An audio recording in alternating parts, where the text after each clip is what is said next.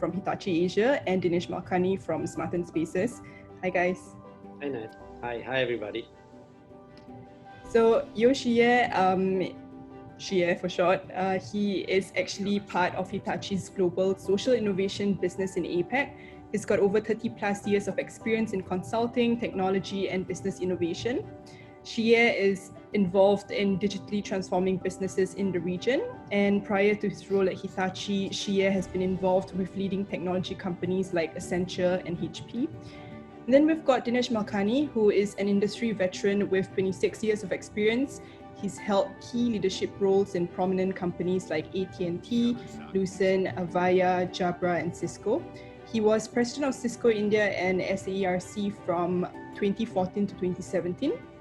So he was also the managing director for Cisco and president of Avaya in Korea and China for over 12 years. So very happy to have you guys join. We've also got Varun here from Hitachi as well. Hi Varun, you can say hi as well. Hi guys. So basically the premise of what this webinar will be touching on would be, we'll hear from both sides. We'll hear from Hitachi Asia and also Smart Spaces. Hitachi will be touching on the wider landscape narrative, key findings from the client side, best practices basically, importance of digital transformation today and what enterprises are looking for. We'll also touch about things like workplaces reopening because we've recently saw an announcement and it'll be good to find out, inputs and information from both your end. And Smart Spaces would be touching on the technology aspect of it, the need for technological innovation, solutions. Dinesh will also share key findings from deployments, comments on workplaces in Singapore reopening as well, and basically best practices and, this vital key nuggets of information.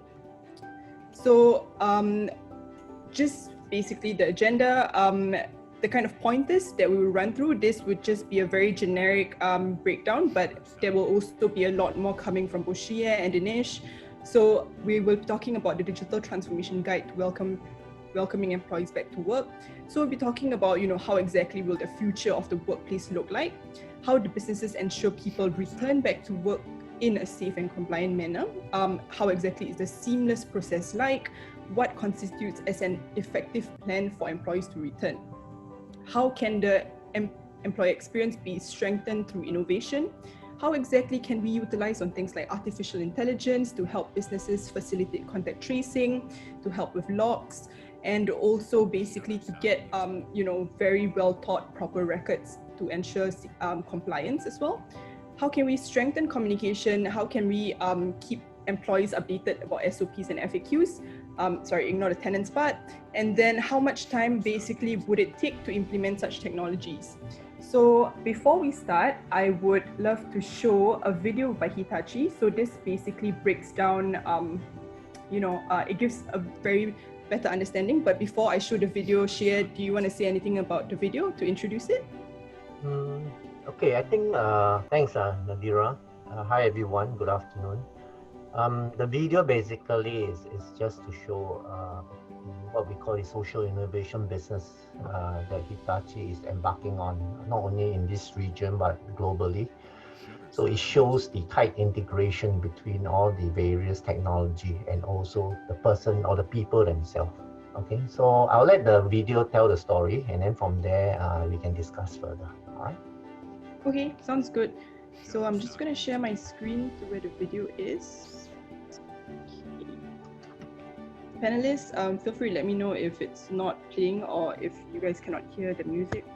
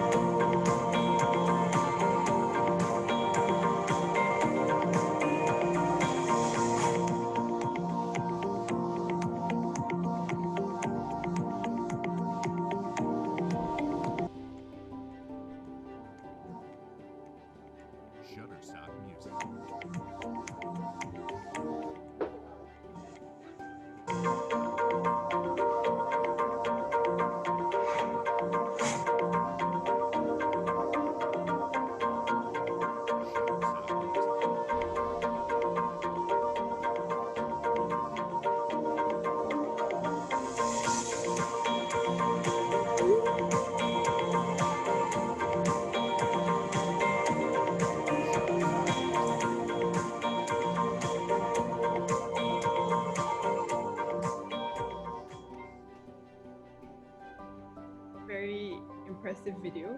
So I basically wanted to also touch on, how towards the end you saw the safe entry integration as well, which I thought was very impressive.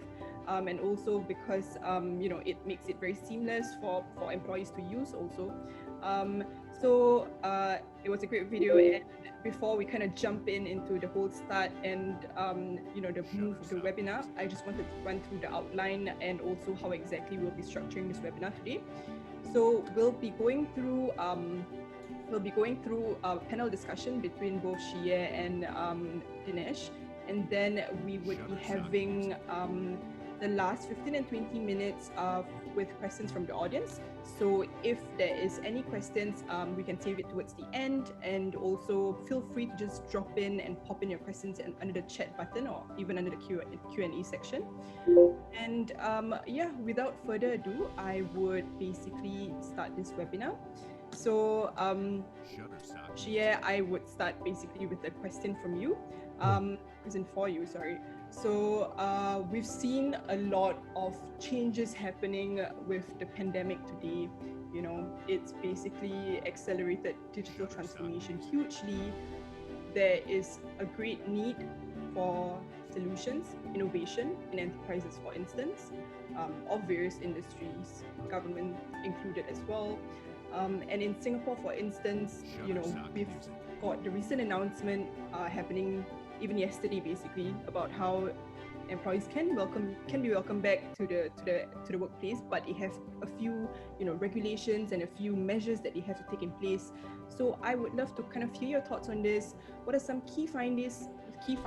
What are some challenges? What are some best practices even that you can share on how the landscape for enterprises has changed today? Is there a greater need for digital innovation today? What are your thoughts on that? Okay.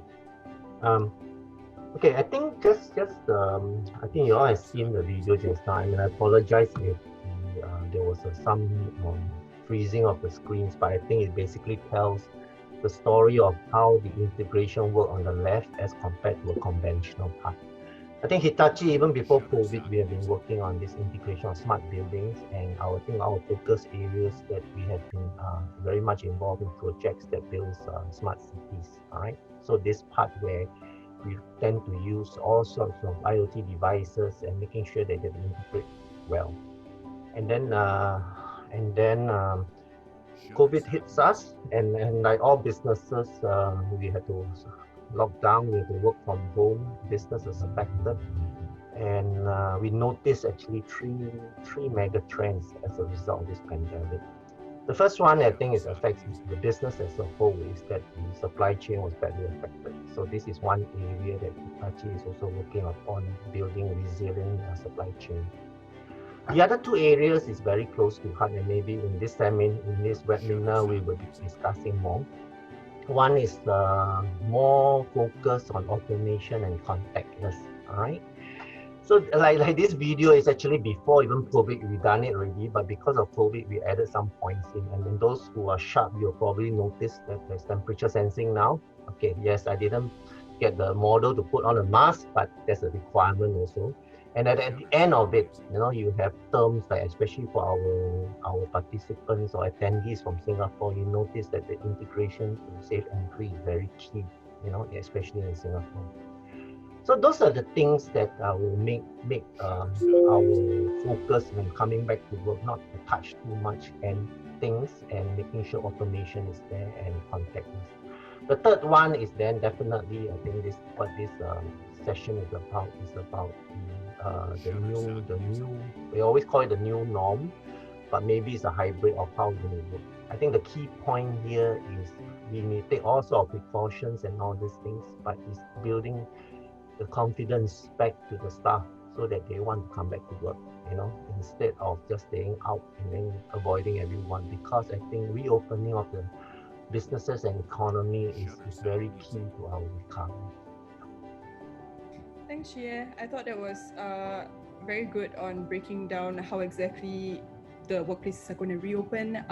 Integration with safe entry as well, that's an important factor. And also we have to ensure that this seamless return is very essential for employees to not only feel like the workplace is, good to return, but also that it is compliant, that also they can ensure, they can carry out their day-to-day activities there as well. So my next question would be to Dinesh. Touching on what she has mentioned, what are your thoughts on the workplaces reopening for Singapore, for instance? What do you think businesses are currently looking out for based on the solutions? Do you have comments for how exactly enterprises can prepare and redeem themselves in the times today? Okay, thanks, Nad, and thank you, Shie. Very good video. And look, thanks for all the comments you made. And thank you for giving us an opportunity to be a smaller part of that video also. But look, I think from our perspective, as a company, right from March, we started to redirect the entire organization to build technologies that are going to do a few things, right? One was we knew that as people come back to work, safety is going to be very important. But you don't only deploy technology for that reason, right? Because also here in Singapore, as you know, the government has a huge role to play in that also. But you have to think about, okay, there are some mega trends that have happened. Work from home is a reality today. There are cultural aspects that are getting badly impacted in organizations, because now when you go back to work, you were used to a certain routine, you were used to a certain pattern, you were used to your colleagues all being around you and everybody working harmoniously together. There's a lot of that has got disrupted, right? And then you have to think about all of the devices and systems that you have inside of your offices, and how can the experience, I love that video, that thing where the guy is looking in his pocket and then he's got coffee in his, but those are just realities, right? So you have to think of instrumentation, you have to think of culture, you have to think of the new normal safety, you also have to think of cost, right? Because at the end of the day, businesses are, everybody is facing the pressure, right? So is there an opportunity for you to save some money as you do basically a lot of these things, right? I think at the heart of it is what we have been observing, and now we're probably in about 45 cities around the world where we have done deployments, is that if you don't plan it, if you just take the knee-jerk reaction of saying, I got to put something in and I got to open my office, I think you lose out on being able to capitalize and be very innovative with the changes that have happened, right? And obviously our perspective has been very simple.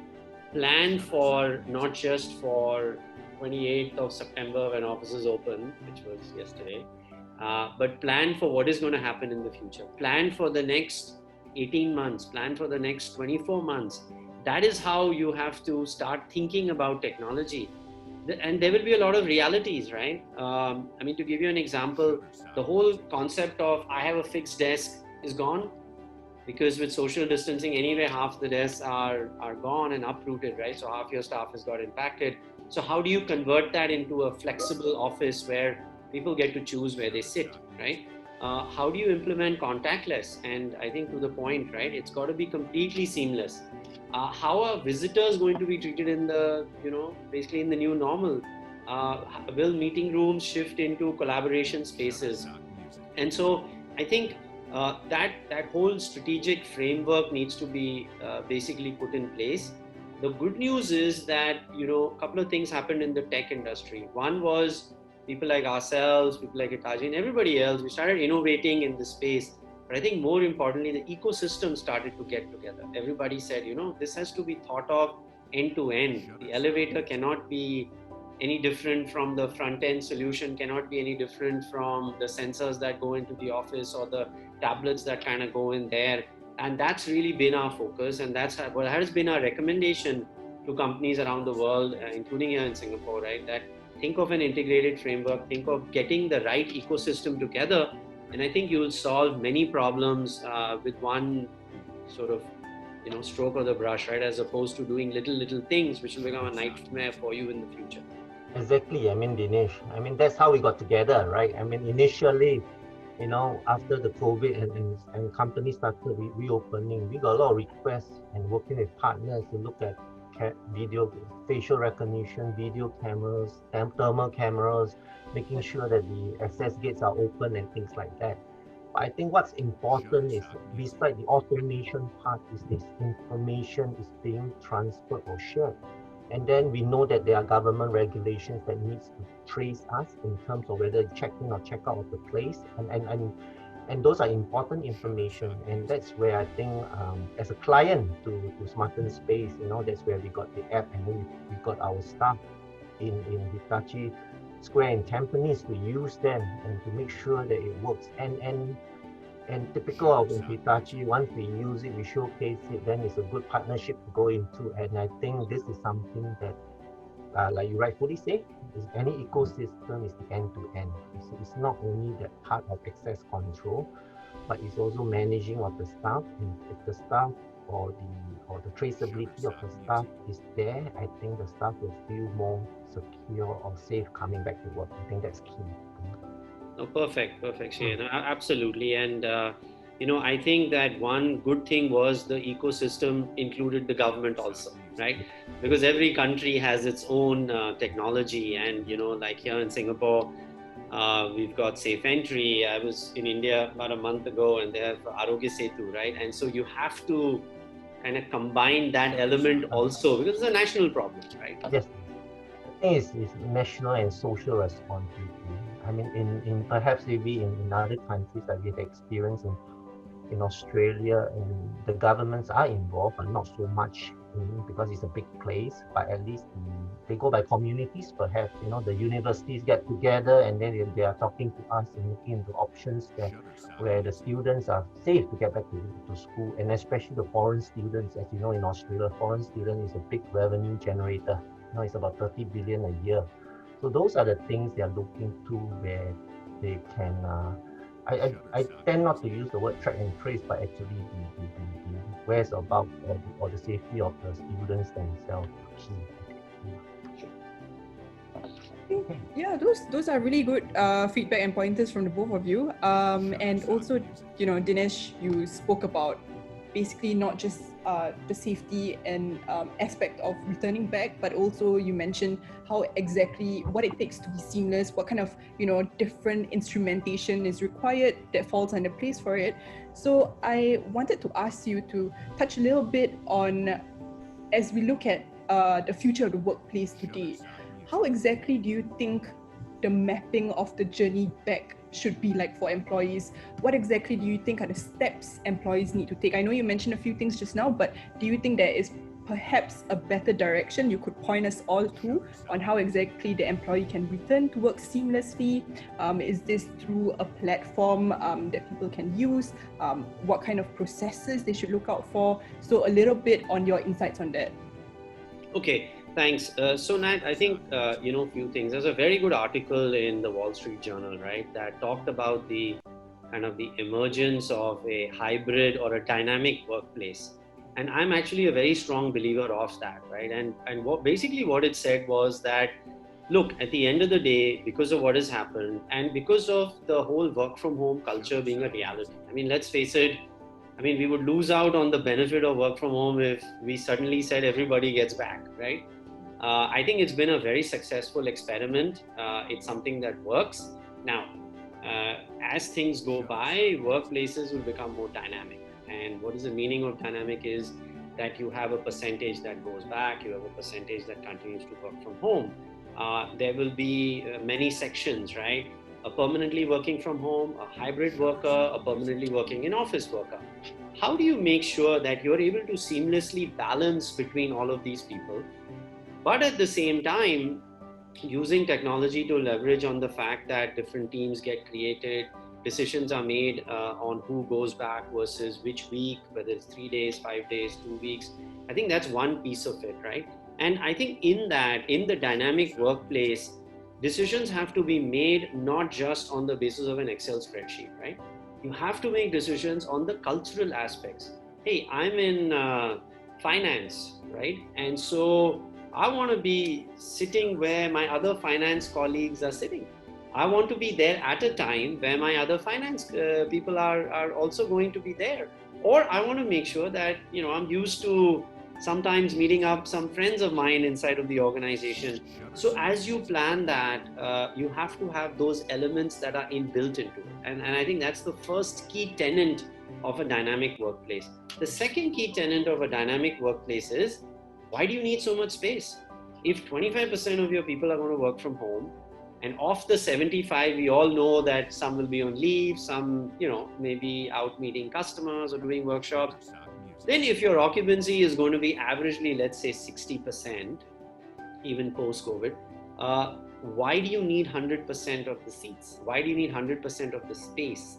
I think is a big question mark. Again, in a dynamic workplace, our strong belief is there's an opportunity to save at least 20 to 30% cost.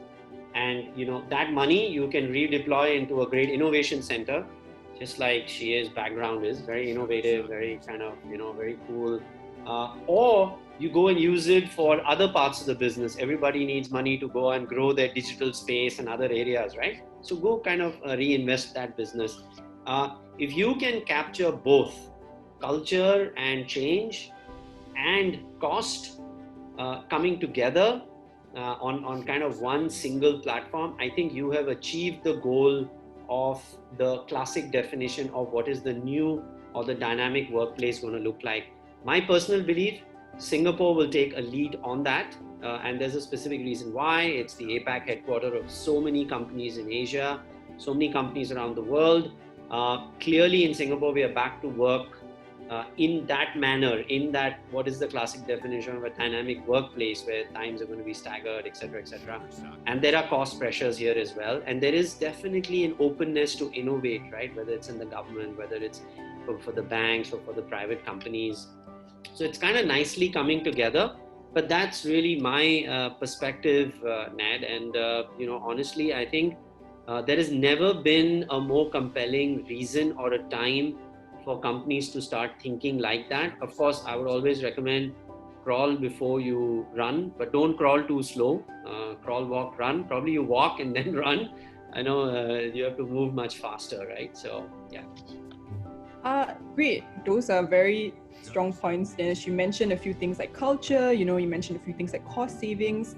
And I kind of want to touch on the announcement, maybe in Singapore, just as an example, for us to kind of look through and see guidelines for, there are things like occupancy control, there are things like ensuring there is a good collaboration with those who work remotely, and also there has to be a proper staggering of reporting time, implementing flexible work arrangements, safe distancing measures at common areas.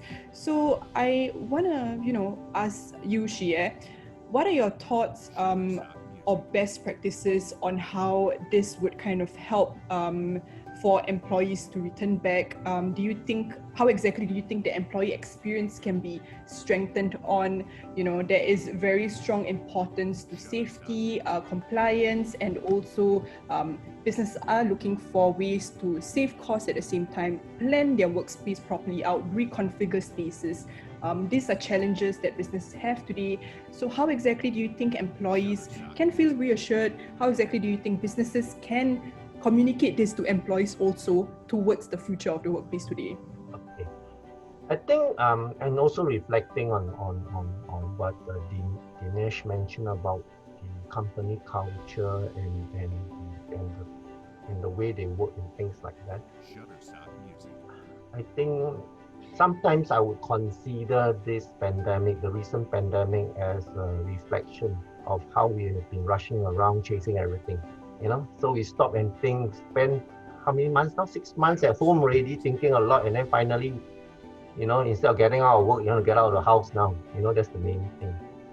So at the key point here, I think digital transformation has, for the past few years, has been going at very fast speed. People just change and change and change without considering a lot of things, processes, culture, and things like that. The technology, as you know, is the easiest to implement. Human mindset change or culture change is more difficult. So now with this thing coming up, it also makes us think, if you want to go back to work, I think cultural aspect of it, human aspect of it is important, because in any organization, the human factor is important in contributing, all right? Even it will affect the business, right? I give you an example. We work with a regional airline for the past 2 years on what you call a blockchain-based parts management system and things like that, and we're going fast on that. And with this sudden pandemic, the flights all disappeared, right? And the priorities get changed. So now they are transforming different things. They are diversing. Okay, they finally brought forward what they have been planning to do all along, is to diverse into the different business, to be at least securing. They can't be banking on a particular business that because of one pandemic, they particularly go into the red, in that sense. So that is one thing I think we need to step back and think. But in Hitachi is the same. We did an impact analysis on all the different businesses that we have. That's why we mentioned, as traditionally we are very much in operating technologies, like we manufacture elevators, power generators, and all these things, trains, and the supply chain did get affected. Right, you close the country, the things can't come out. I think so. There's also now a fresh resurgence of interest in supply chain, which is more in the food value chain. You can close lock the industry or the markets, but you still need to depend on feeding yourself and things like that. So I think priorities are reassessed now, and then I think it should continue. And I think definitely having the technology on one side, and there are certain things that you need to do first, but you need to consider it. Like this, I'm often asked in the past few months, if you invest in a camera, facial recognition camera with temperature sensing and all this, by the time the vaccine is ready next year, this all become obsolete, right? But having a temperature there, I mean, you already invested. Having a temperature there is just another information, right? I mean, I'm not saying we're preparing for the next pandemic, but it's no loss, I think. So you look into it, into looking at the flow, and then you take this opportunity, to reassess all this, the cultural aspect, the how you workplace. Maybe hot desk comes back again, but hot desk won't be so packed together. Then you have a wider space. Maybe you feel like going back to office because it's widely spaced. There are so-called better booking of meeting rooms and all this, because we start to consider all this. I think it's a good thing, but I totally agree with what Dinesh said. We need to plan, and each plan, there's no one size fits all. I think each plan depends on the organization itself, the organization culture, the synergy that you have, and what's the business about. That's important. Yeah. Okay, those are good points, Shia. Thanks, both Shia and Dinesh. I thought, it was very interesting to hear about how exactly culture plays a part, collaboration as well. So I want to bring about one particular poll that we did. We basically asked, we surveyed a bunch of employees, and we asked, how exactly do you foresee the return back to work? What do you think of things like, digital innovation? And we got feedback that, employees are really interested in finding out processes that cater to compliance, safety, and also processes that come with reconfiguring our spaces. So I think this is a very essential aspect, because as employees do return back to work, they need to make sure that there is a well-thought plan and that these measures are in place. So I wanted to kind of touch a little bit on, how exactly do we reassure them that we have things in place like this. What exactly should businesses look out for? We mentioned about things like contactless entry and exit. We mentioned things like thermal scanners. Maybe I will, ask directly to this question to Shia first.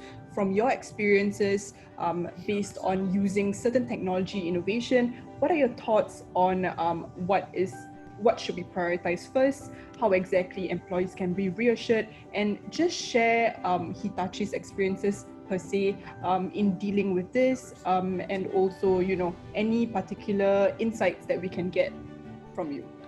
Okay, I think I'll speak in general terms. Like you mentioned about the cameras, and access control is definitely important, because it's a requirement that when you come into a building or organization, you need to take a temperature and make sure you check in, and it's mainly because of contact tracing, which is key. It's one of those things that we managed to use to manage our COVID spread in a sense, which is key. So that is one thing you look into. But there are many forms of it. Not everybody will accept. Some multinational may not accept facial recognition. Then you still have to do certain things. You may want to automate, still use back maybe the touch card, but then you may automate that part of safe entry and things. That's where we work with government organization like GovTech and things. Which we will try to write integration or APIs to them to make sure that it's seamless. So these are part and parcel of using technology. I think once inside, I think it's also important that it will be a big headache for like maybe the admin department or the facilities guys in your organization to make sure that social distancing is managed, or when you use meeting rooms, after that they are sanitized, and procedures like that are done manually now. It would help that certain way to monitor or manage that is good, so that at least you will not forget to a certain extent. These are things that not only because I know in Singapore you have to do it, not someone checks or what, but it's more for, I think, social responsibilities wise, I think it's important. Okay. So these are the things, I mean, it's basic, simple things that you need. And then time factor is very important. You have to go and do it as soon as possible. And there's no, like I said, no one size fits all.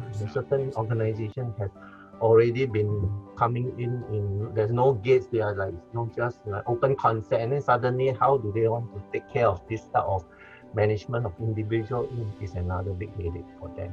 Then having to put portable gantry, then it restricts them. I think there are ways that we can do things like that, but I think it is, like I say, a consideration is important. So just make sure that, and in big organizations, large organizations, as you know, the access control coming in is always handled by the facilities or the security part. Once it comes in, then maybe the admin or HR does take over. But it needs to be an end-to-end discussion internally to make sure that, I mean, the human employee coming in is going through different events, right? It's like a workflow. So you need to consider that step by step. Yeah, that's important. That's great, Shie. I thought it was great that you mentioned, the different kind of aspects and elements to returning back, and also, you touched on things like those in facilities, which I think is very useful as well, and great to know. I'm just seeing kind of like the people who are in this webinar, for instance, we've got a whole bunch. We've got those in business solutions, we've got those in innovation, we've got those in even admin, and also anything regarding transformation. They are also in this webinar with us. So I want to direct this question next to Dinesh. What are some thoughts you have to cater to this different roles and titles of these people? Someone in facilities would be looking for something different. For instance, someone in admin, maybe they would be looking for things like data and insights. So it varies according to what exactly they're looking for, and basically their key importance when they want to make the return back for their employees. So Dinesh, maybe you can share a few thoughts on your side. Okay, so I think, look, clearly this is the time when it's different departments within an organization coming together, right? HR has to be involved because obviously it's a people back to work and people culture and that sort of element, right? And then you have the whole sort of facilities piece, because they've got to think about all the processes that are going to be there, and the space planners because seats are now disrupted, etc. So there has to be a cross-functional alignment over there, right? Now that actually for organizations that we have seen where they have thought about the whole thing, they've been able to provide a very good experience to their employees. I mean, we work with a lot of factories also, right, where workers are coming back to work, and essential services where employees have to come back to work as well. And it's been interesting to see how different departments give their different inputs, and then they're able to craft out the exact flow. Because technology is only one piece of it, right? How you implement it, how do you think of each element has to also be well, sort of thought through. One thought I want to leave you with, Nat, is that, and sometimes I know this may sound a little, just because I'm coming from the technology world, But honestly, for the first time, I have seen a lot of good AI in action, right? Because to solve these problems is not easy. It's a very complex solution. And sometimes we try and simplify it, right? But getting the flow right, getting seating right, getting the booking engines right, getting occupancy right, getting the workforce distribution right, contact tracing, and all of that put together, if you really want to get it right for, I mean, I've seen so many use cases of even some of the work we have done, some of the work that some of our partners have done. But basically, we've seen that you can't think of this as a simple problem. This is not a simple problem to solve, and especially if you're thinking 18 months out, 24 months out, and especially also when you're thinking when so many departments are involved, I think companies need to go a little bit deeper. And the companies that have really planned this well, I think are really seeing the benefit of being able to bring workers back safely. They are also being able to tackle with issues around communication when challenges happen, because they will, no doubt about it. I think they have been able to manage their spaces in a much better manner. Employees have the flexibility of choosing work from home or come back to work, and the whole rostering has kind of been figured out. But so essentially the role of all of these individuals has to be catered to. If you just go deploy technology, trust me, you're going to have the rest of the organization falling all over. The employee experience will be completely broken, and you'll have a lot of battles to fight. And obviously, I mean, Dinesh, you must mention there are tools there that can be help you manage all this, right? And Right. Martin Street is more of those having those tools, correct? No, absolutely. I mean, tools are important. That's why I mentioned that, it's not a simple, straightforward, I put a camera and, it's that whole end-to-end well thought out through. And, you have to go deeper into what are the elements of technology and where are they going to head towards. I mean, give you a simple example, where we're working with one customer who said that, look, now I have to do social distancing inside of my office, right? And so, all right, they took a tape and they're measuring one seat to the other, only to realize that every seat has to be measured against 8 seats around them. And by the way, there are 30 offices, and so you have to keep on doing that. And the rule is 1 meter. Tomorrow it could change to 2 meters, and so you'll have to do that whole process again. And as somebody moves his chair and desk, it again becomes a problem. Trust me, all of that, which is expensive, takes a few weeks to get done, could have been done in a few hours using AI-based space management, sort of social distancing technology that would have looked at all the floor plans and all the spaces and automatically come up with the best layouts, and would have, automatically kind of identified all the seats that can and cannot be used. Right. Simple thing, but very important, very effective. I think the key thing here is data itself, like the video I showed you from Hitachi about the integration. Yes, the technology, the processes, these are enablers, but the data is being collected from this person. It flows, and that is the key part of it. And how we present the data, or how we analyze the data, or how the AI part of it make use of the data to predict and process it in that sense is important. So I think the whole mumbo jumbo part of it is having the right data or the information for the employees to know, so that they will feel safe. I think that's the key point here. No, absolutely. And, just to that, right? And thanks for bringing up the point around data. So we did some work with one of the clients who has got many buildings, and they said that we have an occupancy limit of 30%, right? So you can't have more than 30% inside of the building. I know that's now changed to 50%. So I said, so how are you going to track it, right? So we put in our system there and software to be able to count the number of people that are going in, count the number of people that are going out, and everything was great. And then they started looking at the data, right? Only to realize that, well, people are going in the building, but they were all going to the same floor. So what happened was that you had at an entry level, you had that sorted, but they were all going up to the same floor. And so in that floor, there was major overcrowding, right? When you actually start looking at the data, those are the points that you're able to spot out. And so obviously, then we had to extend that capability into each and every floor. much like what y'all are doing, right, Shie, in terms of being able to manage the occupancy, leveraging on tech. Definitely. I thought that was a very great exchange between the both of you. And also, I think, the whole touching on manual processes as well is very interesting because, Dinesh, I think once you have a desk, particularly in here, if someone else decides to change it, you're like, oh, okay, reconfigure the entire thing again, which is going to be very challenging and difficult as well. So I think it is great to have the use of AI technology to be leveraged upon because it eradicates things like, manual processes, it saves time, it saves cost, and also it provides a better insight into the workplace, provides reassurance as well. So as sort of a closing statement, because we want to, go into a bit of question and answers from the audience as well, I wanted to find out thoughts from both your side on the wider industry landscape, the future trends that holds, how exactly do you both think businesses are going to, what kind of solutions businesses will look for post-COVID? Is this going to be, does this mean that digital acceleration of digital services are increasing? Do you think that, enterprises are strongly on the lookout for things like this?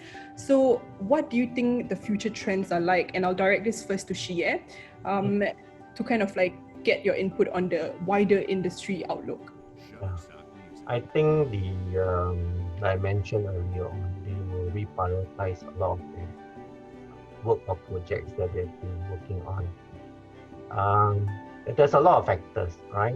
If we don't reopen, if your client is a manufacturer, they can't produce, they can't sell, then the trading company can't sell, then the economy will not improve, right? But you also want to open safely so that the second wave doesn't come in and shut down everything again, things like that. So it's a balance act. So whatever technology or deployment that we have done now is to focus on reopening. I think, like I mentioned, it was a good time to do a self-check in each organization to see how they should be doing or redesigning their operation of processes, definitely, right? Because as you have less people coming in, then you work on it in that sense. So I think that's key, all right? Things pick up. I think there will be certain things that, I think restarting is very key. That's why, because after you restart, then you can run at full speed. Then you can start to do most or the majority of those digital transformation things that we have been doing where we do optimization, right? Now you got nothing to optimize in. What project will go live in that sense? Nothing, all right? So again, I would say crawl, let's start walk and then before we run. Don't jump too far ahead. My thing is to start off well so that we can recover well. I think that's key. And human factor part is important. No amount of automation or AI will ever replace the human. Look at the pandemic, right? It showed one pandemic and we are crippled. If you say robots and automation can do, why are we crippled? I think that's a key point here. I think just have a self-reflection to think. I think that's important. And this is something, the message that we have spoken to our clients. We have many clients who are developers and building owners, and they are badly affected, right? So if the reopening don't come back, and then we say, oh, they start working from home and hybrid, they'll lose a lot of the business also. So they also have to start rethinking on how their business model will be like, and then it can be use payment by usage or things like that. So things have already started in that industry. So those who have started thinking are those in one end where they are badly affected: the travel industry, transport, tourism, the manufacturing, the building owners. They are all affected. They started thinking separately. Those who are on the other side, who also depend on the services on that, but not so badly affected, need to think ahead also. I think it's a major change. And I think like today's webinar is not a pitch to sell anything, but it's awareness to make sure that all of us think of it. I mean, we have always been very task oriented. Okay, we have to open, we have to do this, finish this. But I think it's good to spend some time just thinking a bit ahead so that you won't waste on the investment you're going to do now, and then you do it properly. Those are great, very great insights, Shia. I like how you touched on not just the technological side, but also the human element, because it's very important as well that we factor this into place. And you mentioned COVID has crippled a lot of different industries. So People in my age group felt like this. Yeah. So I really like how you talk about the different industries that were impacted, and I feel this is, something that people need to look out for, and think ahead, plan ahead, and figure out how exactly to navigate this current tough time that we're in. So great insights on that. I think it's a little bit of a fusion of both technology and also the cross between the human element. So these are very important factors. If we don't get this right, then it's a bit hard in navigating the pandemic that we're in. So my next question. I think just to add the point, I think what I would like to see is actually the information shared properly.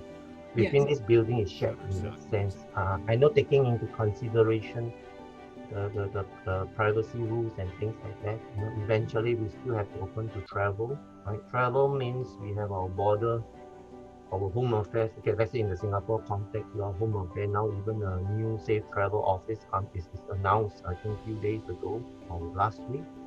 And then they have to work closely with Foreign Affairs, I think, with Ministry of Manpower, because those traveling are also for business as well as for leisure in a sense. So a lot of interdepartmental or interministerial sharing of information is important, because no point you protect ourselves in this building and you walk out and then you get infected. No point you bring it back in. That's all. Yeah, true. Very, very good pointers, Shia. Gives you a lot to think about as well. I would now direct the question to Dinesh. So, key findings, future trends, kind of outlook. I want to hear from your side on what you think the situation is going to be like. I want to hear things such as how exactly do you think we have to have this fusion of technology and also of the human element, the safety, the compliance, also the use of strengthened communication, data, and all that. So just a little bit on your side as the closing statements, and anything you want to feel free to add in, just go ahead. Yeah. So I think that this is going to be difficult, right? Because at the end of the day, if you look at the different industries, right? So you had the finance industry, and they use technology very heavily, and they call it fintech, right? So today everything is tech. Everything we have, so many apps and everything else. And then you have other industries like retail, where they started moving to e-com, and so you had the whole e-com technology industry. The workplace technology had very low penetration before COVID. Because I think from planning to deployment of technology to the cost associated with it, etc., there were compelling reasons, but I wouldn't say that they were very significant, right? And so people really had to make a business case. They had to put a huge this thing. Now, typically, we used to look at it and say, if you look at the world of spaces, buildings, and everything else, the technology penetration is about 1%, right? 1 to 2%. Because of this event, that penetration is going to go up to 90%. Because every building has to start, or every workplace, or every government office, or every school, every university, every college has to start thinking about how do you leverage on technology to help you mitigate certain risk in this during the pandemic, and then post-pandemic, how do you leverage on it to kind of get to the new dynamic sort of place, right? It's not going to be an easy journey. This does not come naturally to the workplace industry, right? There was a lot of talk about it, but I think now it has to go into implementation. My only take on this will be, and maybe I know it's easier for me because I come from a tech background, is it's not so difficult. It's not so difficult if done well, and it does have the right elements of why organizations need it and what is the ROI. I completely agree with what she has said in terms of crawl, run, and walk. But when you crawl, be very bold about it, because clearly there is this hesitation that this is an unknown chartered industry, and how do I go and make this happen? I think it's time to kind of roll up our sleeves for all of us, right, in this industry, and make it simple, make it easy, make it very firm and definitive. And I'm sure we will get to a point where this industry for the first time will really see huge transformation, huge inflection, and there'll be huge learnings along the way. Shreya, absolutely right. And thank you today for sharing how you guys leveraged on tech to help you bring some of your people back to work, and the video and everything else. But that's the sharing that is needed. One company to the other, one building to the other. And as an industry, I think we'll all move along in the right direction. So, and by the way, this is not about an enterprise or retail or anything. This is cross industries or government or schools or universities or even general offices, buildings, all are going to get, this is a good opportunity to be able to leverage on it. Yeah, Dinesh, good point that it's not just for, workplaces, enterprises. So it varies along a whole bunch of industries we can go into, so that it's a very good point. The different kind of verticals would be the need of the hour because they are looking for, this kind of solutions today. So great stuff from both Shreya and Dinesh. I'm kind of moving this, it's 3:52 now, so I'm going to move this into Q&A. We've got a few questions. So the first one is, firstly, great sharing to the both of you. They are wondering if there is a trial available for enterprises to try, and also on the cost aspect of it. So I will leave this to either one of you. Feel free to, I'll just read a bunch of questions. I'll leave either one of you to answer. Okay, just jump in. One, obviously there's always cost involved, but I think a trial, you may not have the luxury of the time to have a trial. I think if we can give you perhaps show you a site visit that we have done it ourselves, and then, or maybe one of our clients, you can have a look at it, and then if it works, I think it's also like also saying, not only the technology part, but definitely the whole work safe part of it. I think you can consider it. All right. And I think from our perspective, clearly we have a little bit of benefit of having worked on the Hitachi site and your building, Shreya. So that package, I would love for customers or any prospects to go and visit or have a detailed conversation, because it's live, it's ready, it's working in buildings right here in Singapore or in other parts of the region.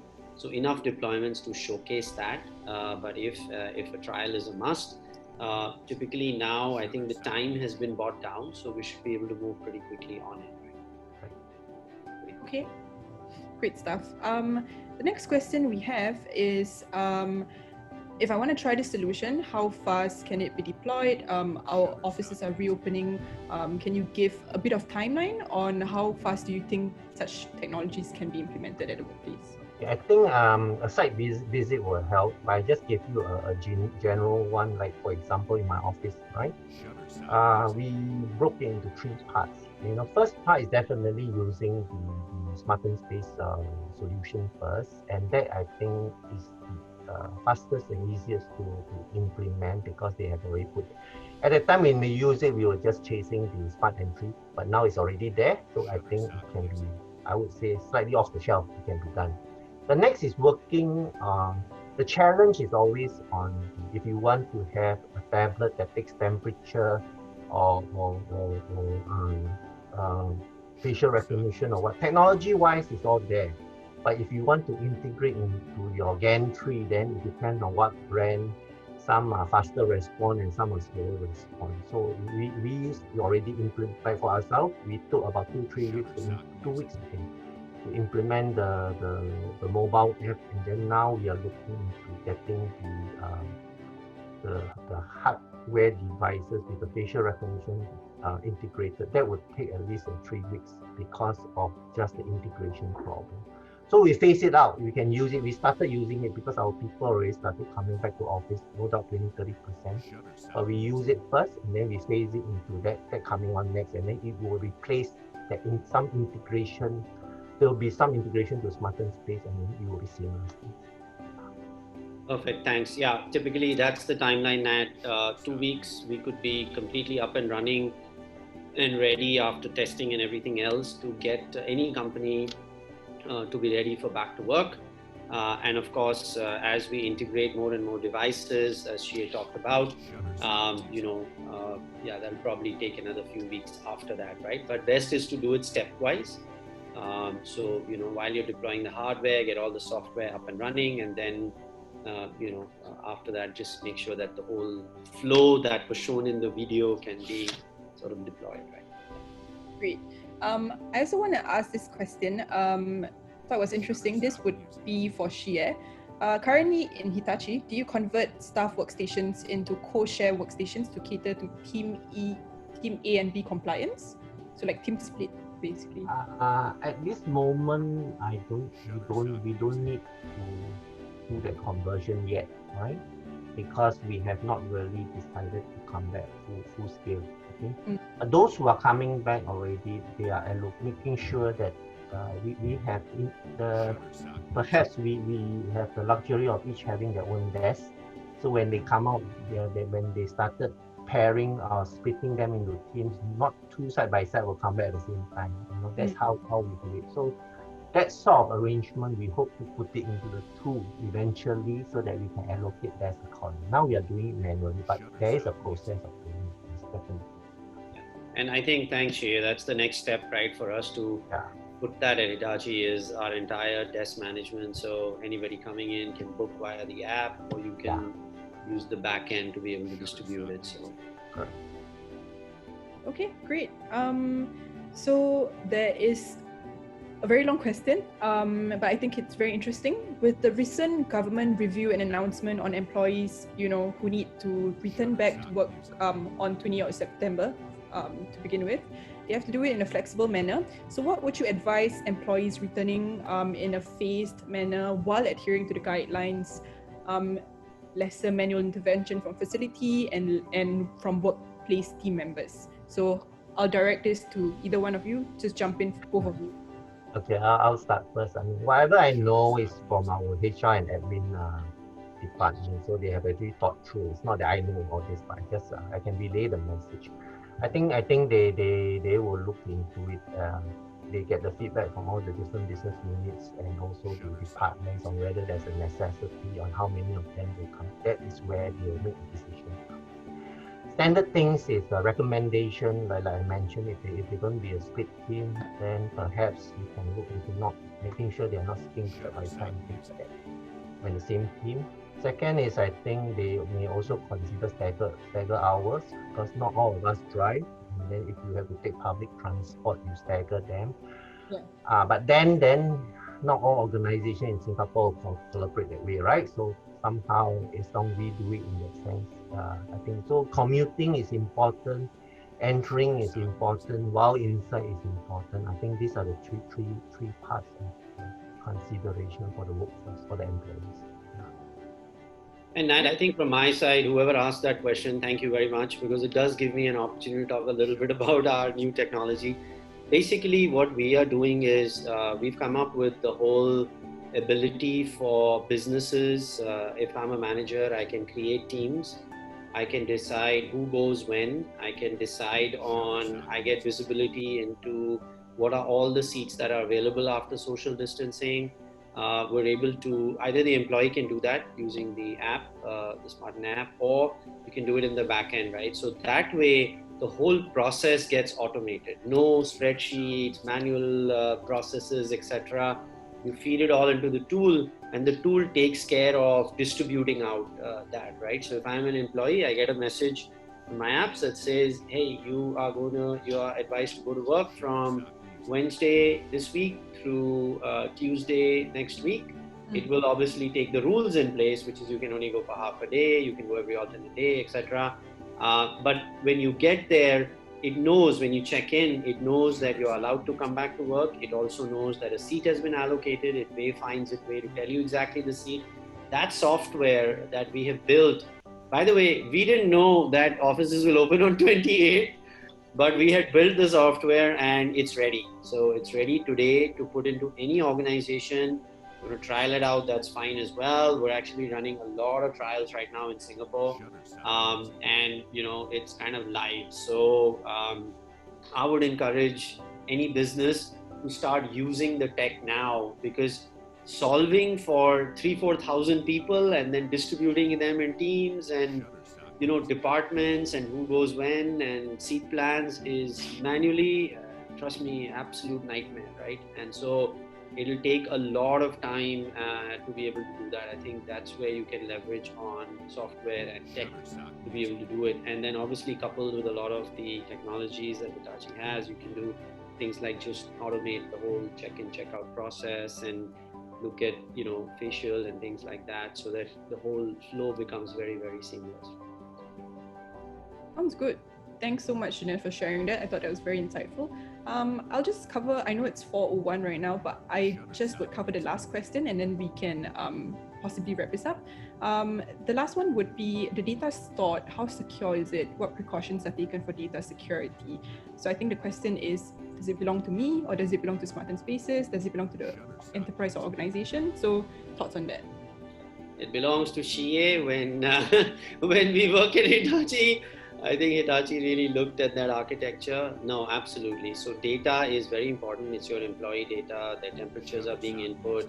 So it's the data of the enterprise. It's been architected like that.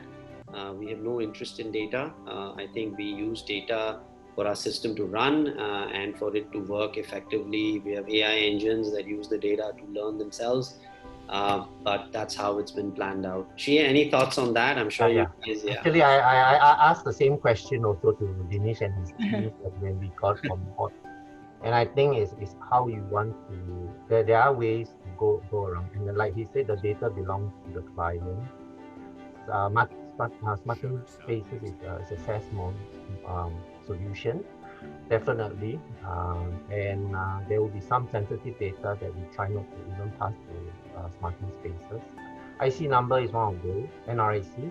But then you need NRIC for safe entry. So there's a way, if you're interested, of us using that and then passing it to Smart Entry. Okay, but that will be internal. It's not true. But there are integration being done with Smart Space, but Smart Space doesn't keep any critical or sensitive data, which is key. Great. I think we've basically covered quite a number of things today. It was a great outline, a great topic of conversation. I thought it was pretty insightful, and I hope the participants think the same as well. So I just want to say really huge thank you to both Shie, who is from CapitaLand, Hitachi, Hitachi Asia. They'll send me an appointment letter. They're client. And then I also want to say huge thanks to Dinesh, who is from Smart & Spaces. I hope the outline, the highlight of today is not me slipping out on that part, but yeah, the highlight today would be the interactions between the both of you, because I thought it was very insightful and informative. Also, I want to say a big thanks as well to Varun from Hitachi Asia, who helped a lot in the planning of this webinar as well. So the registrations that we've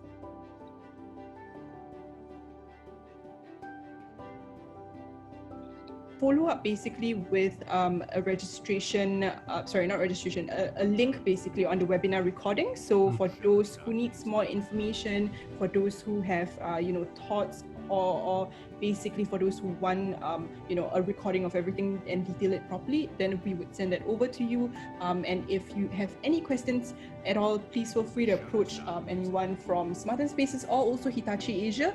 We'd be more than happy to answer your questions.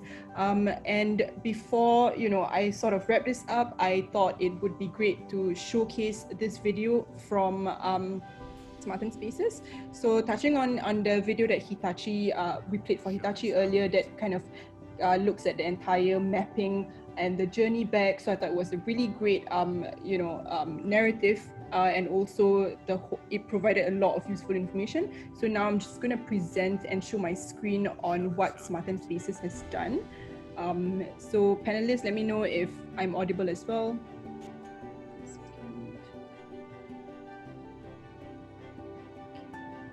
And flexible for the employee's new work style.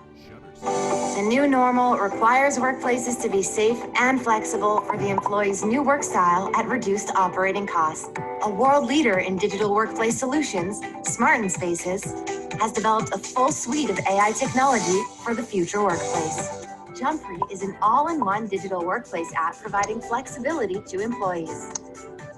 With the need to combine work from home and back to work, the workplaces will undergo a transformation. With Jumfree, employees can pre-book seats on the app and find the location of their colleague's seat. Its unique algorithm helps you automatically identify socially distanced seats on a floor plan. Its safety features make sure employees stay secure while adhering to the social distancing norms, ensuring that everything is contactless. Smart in Space's Desk in Space Management is the world's first end-to-end solution, providing safety and flexibility on a single technology platform. It helps save costs and provides deep insights while taking less time to deploy. With over 100 deployments in 30 cities worldwide, Smart in Space's technology is ready to help transform your workplace for a changing world. Smart in Spaces. Let's reimagine our workspaces. So yeah, that was a video from Spartan. We hope you guys enjoyed that, and also as mentioned, there will be a follow-up emailer, detailing the entire webinar today. And yeah, just one huge thank you to everyone who attended, and also to the panelists. So I'll just leave you guys to see your final goodbyes.